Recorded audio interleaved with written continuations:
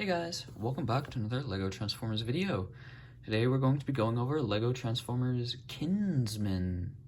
Their vehicle mode is this black, white, and yellow truck.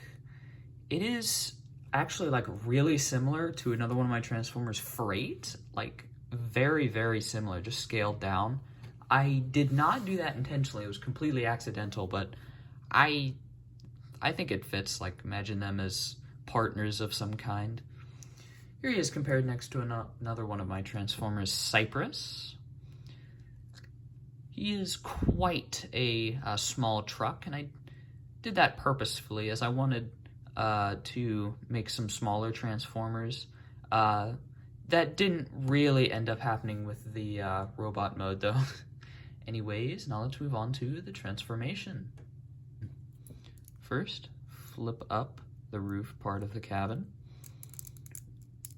Flip each shoulder piece to the side.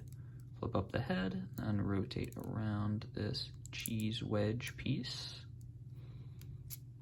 Then rotate up the shoulders into position.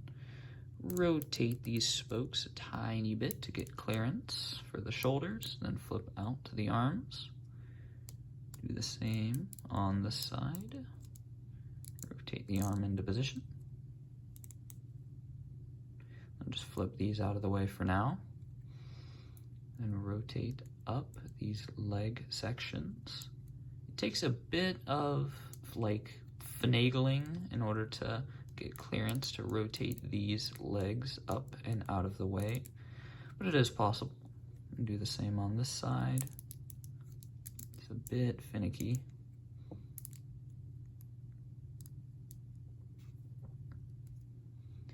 And just fold out the feet. Bit of a taper, same on this side.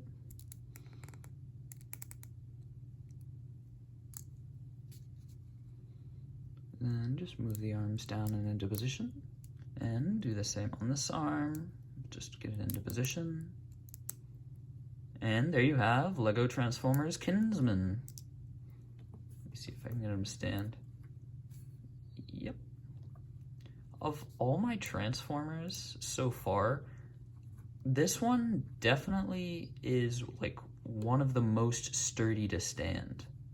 Because, you know, obviously they have the rubber wheels as feet. Here is KINSMAN compared next to another one of my Transformers, Burnout.